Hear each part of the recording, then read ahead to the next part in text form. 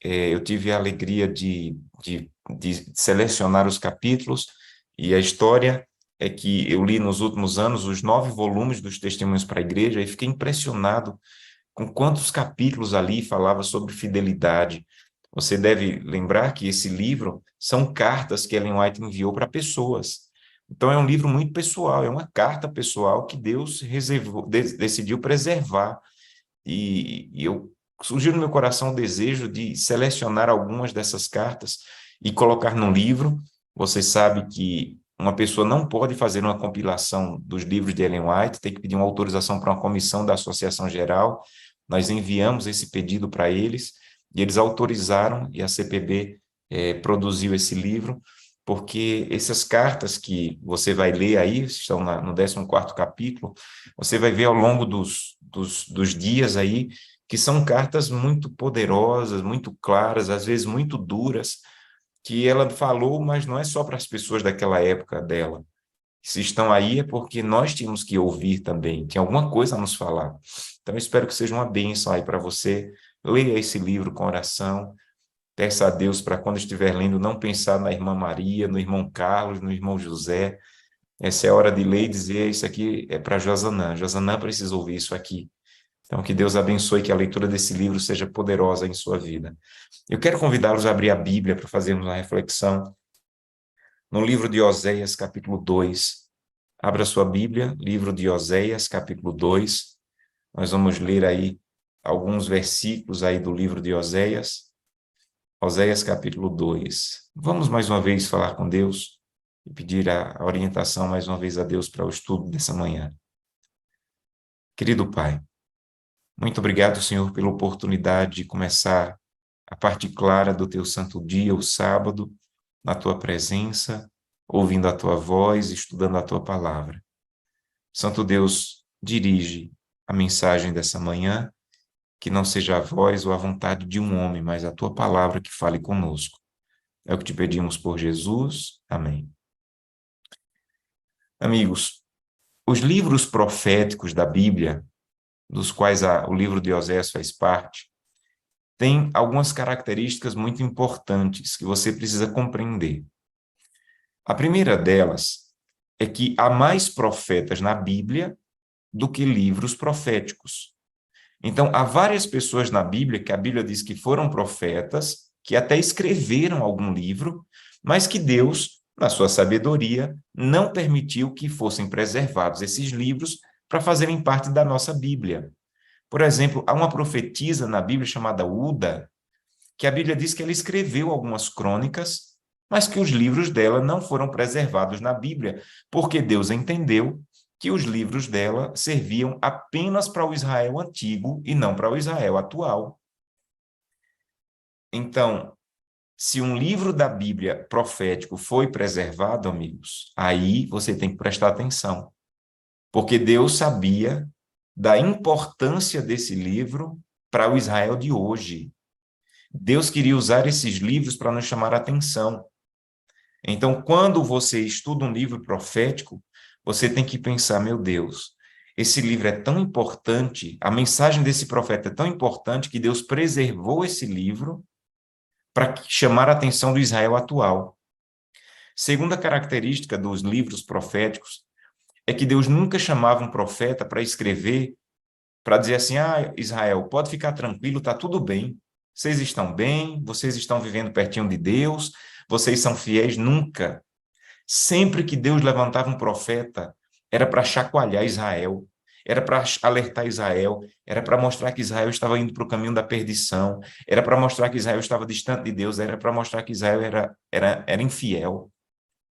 Então, meus irmãos, sempre que você lê um livro profético, leia esperando uma chacoalhada de Deus. Deus chamar a atenção, Deus dizer, acorda Israel, Israel desperta, você está indo para o caminho da destruição. Então, os livros proféticos da Bíblia, eles não foram escritos para parabenizar, passar a mão na cabeça, não. Eles foram escritos para dar uma alertada, para acordar, para chacoalhar o povo de Deus, daquele tempo e de hoje. Terceira característica dos livros proféticos é que os livros proféticos, sempre Deus usava ilustrações para fazer mais compreensível a mensagem do profeta. Por exemplo, tem um profeta que Deus mandou dormir vários dias só de um lado da cama. Deus tinha uma verdade por trás dessa ilustração de dormir só de um lado da cama. Outro profeta, Jeremias, Deus mandou comprar um terreno perto de um cemitério, onde ninguém queria comprar terreno. Deus tinha outra ilustração, outra mensagem por trás dessa ilustração. Outro profeta, Deus mandou andar com a parte do corpo nu. Imagine, durante um tempo ele tinha que andar com a parte do corpo nu. Outro profeta tinha que ir lá num lugar onde fazia barro, para ver como é que o oleiro fazia o barro. Mas, meus irmãos, nenhum profeta foi chamado para ilustrar a mensagem de maneira tão dura quanto Oséias. Lembram da ilustração de Oséias? Israel estava sendo infiel a Deus. Israel não estava honrando os seus compromissos de fidelidade para com Deus. Aí Deus diz assim, Oséias, para o povo entender o que é infidelidade, eu quero que você case com uma mulher infiel. A ilustração era muito dura. Oséias tinha que casar com uma mulher que iria traí-lo para ilustrar que Israel estava traindo a Deus. A mulher de Oséias era uma mulher infiel e ela era a maneira de ilustrar o que é a infidelidade, quão drástico, quão terrível é a infidelidade. No capítulo 1, já no capítulo 1, a mulher de Oséias já trai Oséias. A mulher de Oséias é infiel a Oséias. E no capítulo 2, ela decide voltar para Oséias. Mas não porque mudou, não porque está arrependida, não porque viu que errou.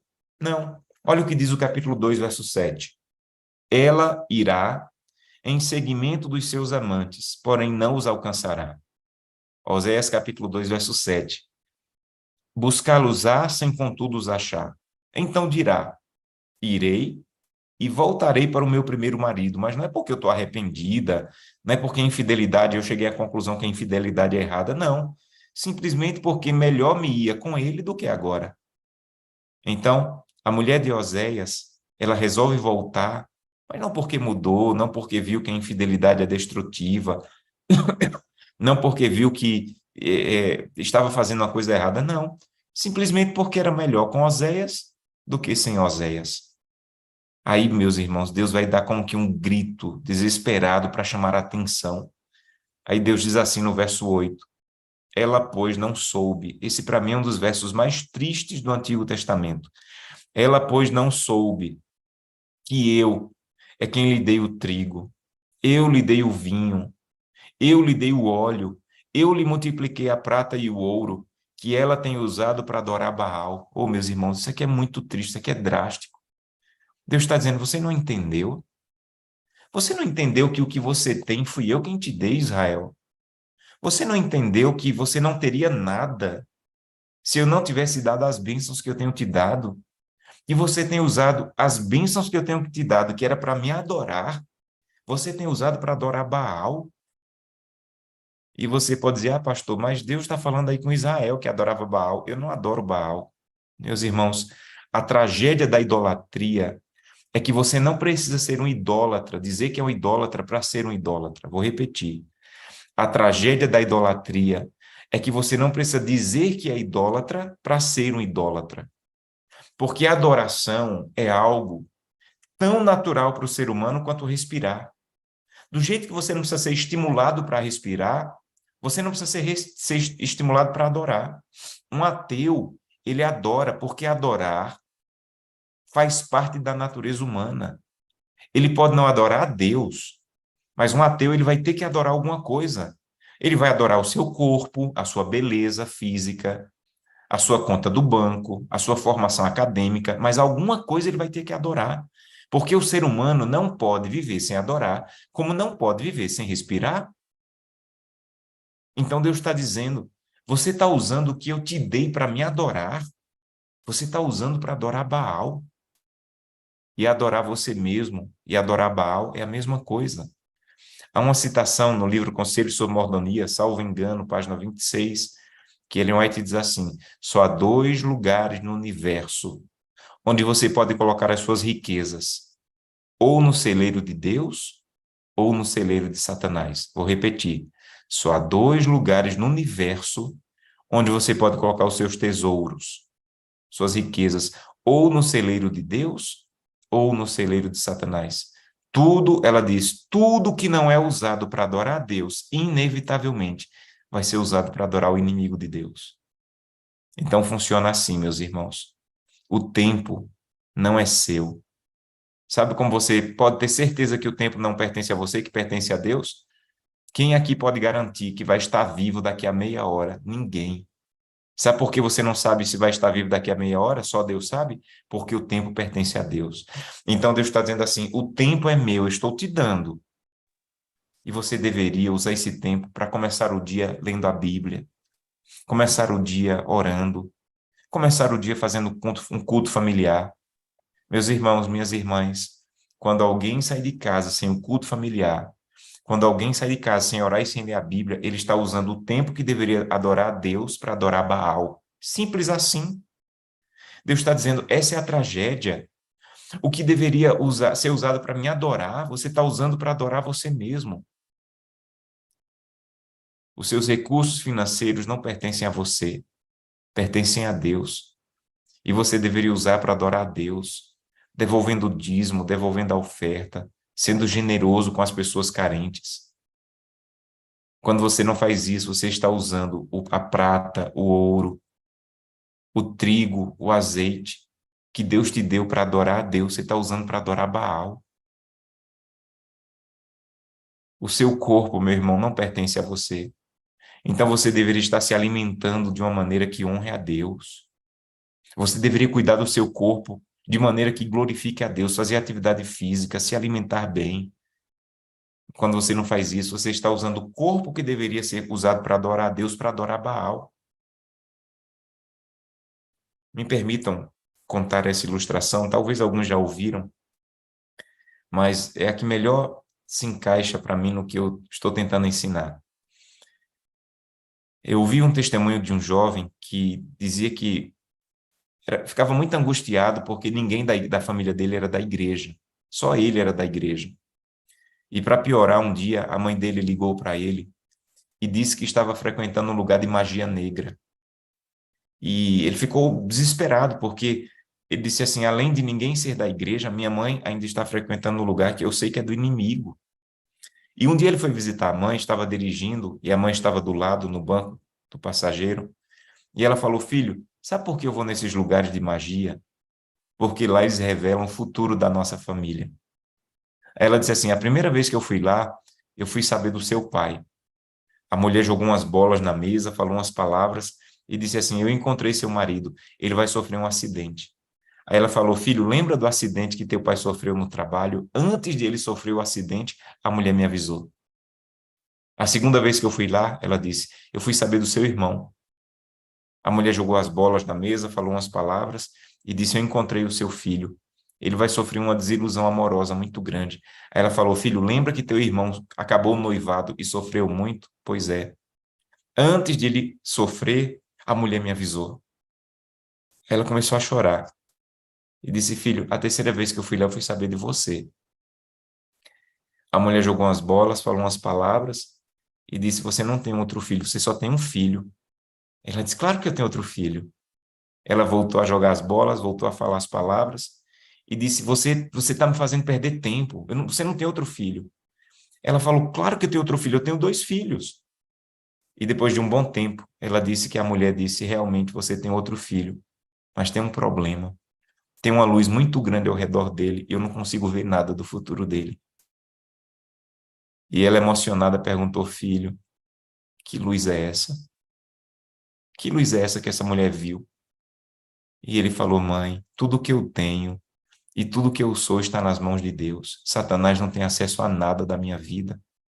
Se a senhora quiser saber alguma coisa do meu futuro, não vá procurar o inimigo, porque o inimigo não tem acesso a nada do que eu tenho, a nada do que eu sou. Essa luz, mãe, que essa mulher viu ao meu redor, é o Deus que dirige a minha vida e tudo que eu tenho. O inimigo não sabe nada do meu futuro, porque meu futuro, minha vida, tudo que eu tenho está nas mãos de Deus. Meus irmãos, essa é a mensagem de Oséias no capítulo 2. Acorda, Israel. Não permita que o que você tem, que deveria ser usado para adorar a Deus, seja usado para adorar Baal. Não acesse coisas que não sejam para adorar a Deus, não ouça músicas que não sejam para adorar a Deus, não coma alimentos que vão destruir o corpo que deveria ser usado para adorar a Deus, não use o seu tempo de maneira que não adore a Deus, não vista roupa, não use joias que sejam usados para apenas enobrecer sua vaidade, não use o seu recurso financeiro de maneira que Deus não seja honrado. Então, a mensagem de Osés no capítulo 2 é: não adore coisas que deveriam ser usadas para adorar a Deus, não use para adorar Baal. Mas tem uma segunda mensagem muito importante nesse capítulo, meus irmãos. E a mensagem é: Israel, o que eu tiver que fazer para te acordar, eu vou fazer porque eu quero te salvar. Por isso, olha o que Deus diz no verso 9. Portanto, meus irmãos, a palavra portanto na língua portuguesa é uma palavra extremamente importante. É uma palavra de ligação entre o que foi dito e o que será dito. Então é como se Deus estivesse dizendo assim: já que você está usando o que era para me adorar, para adorar Baal, já que você está sendo infiel, então se prepare, Israel. Portanto, tornar-me-ei e reterei a seu tempo o meu trigo, o meu vinho, arrebatarei a minha lã e o meu linho. Verso 10. Agora descobrirei as suas vergonhas. Verso 11. Farei cessar a sua alegria. Verso 12. Devastarei a sua vide e a sua figueira. Verso 13. Castigá-la-ei pelos dias que adorou os Baalins. Então Deus está dizendo: Israel, se eu tiver que te castigar, que devastar o que você tem, que fazer cessar a sua alegria, que descobrir a sua nudez, que reter o seu trigo e o seu vinho e arrebatar as suas ovelhas, eu vou fazer, porque eu quero alertar você e te salvar. Um dia, aí na Missão Nordeste, os pastores me ouviram contando essa história, no concílio que tivemos juntos há alguns dias. Eu estava pregando aí na Missão Nordeste, num congresso para jovens, e tinha centenas de jovens, e uma cantora, ela ia cantar antes do meu sermão, e ela pegou o microfone e, antes de cantar, ela começou a gritar, dizendo assim: Jovens, Deus quer mimar vocês. Aí ela repetia: Jovens, Deus quer mimar vocês. Ela gritou umas 5 vezes: Jovens, Deus quer mimar vocês. Oh, meus irmãos, eu tive muita vontade de pegar o microfone e dizer: Jovens, não é verdade. Deus não quer mimar vocês. Deus quer transformar vocês. Meus irmãos, Deus não quer nos mimar. Deus quer nos transformar. Eu creio que Deus é capaz de mimar. E eu creio que Ele vai passar a eternidade inteira nos mimando. O céu vai ser um mimo só.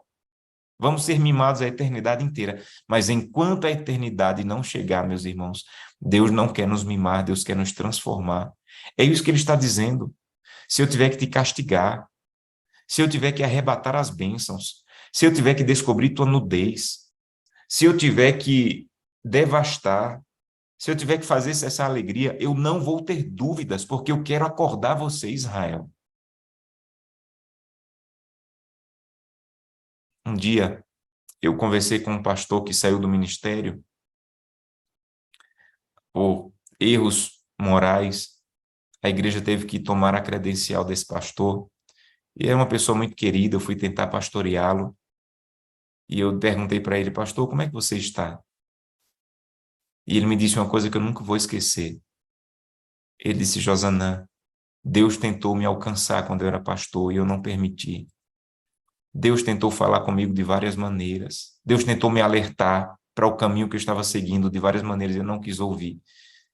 E Deus teve que permitir que eu perdesse a credencial de pastor, que eu perdesse o meu ministério, para que eu pudesse ouvir a voz de Deus. E você perguntou como é que eu estou, vou responder: eu estou salvo. Eu não sou mais pastor, mas Deus me alcançou. Eu perdi meu ministério. E foi a única maneira que Deus encontrou de me salvar, de me fazer ouvir a voz dele. Há um autor chamado C.S. Lewis que ele diz que, às vezes, para podermos ouvir a voz de Deus, Deus tem que usar o megafone da dor. Deus tem que usar um megafone da dor como a única maneira que Deus encontra de nos fazer ouvir a voz de Deus, porque não estamos ouvindo a voz de Deus na bênção, e Deus tem que permitir que venha a dor para poder ouvir a voz dele. A pergunta é: por que esperar chegar a dor, meus irmãos? Eu conheço muitas pessoas E eu não quero ferir ninguém, não me entendam mal, não quero magoar ninguém. Mas eu conheço muitas pessoas que começam a se alimentar bem, dormir na hora certa, quando tem câncer, quando tem uma doença séria. Aí muda completamente o estilo de vida. Aí começa a comer direitinho, abandona isso, para de comer aquilo, começa a dormir na hora certa. A pergunta é por que esperar uma doença para colocar em ordem o regime alimentar, por exemplo? Eu conheço muitas pessoas que começam a orar, clamar, fazer jejum quando o casamento está acabando. A pergunta é por que não jejuar pelo casamento quando o casamento está bem?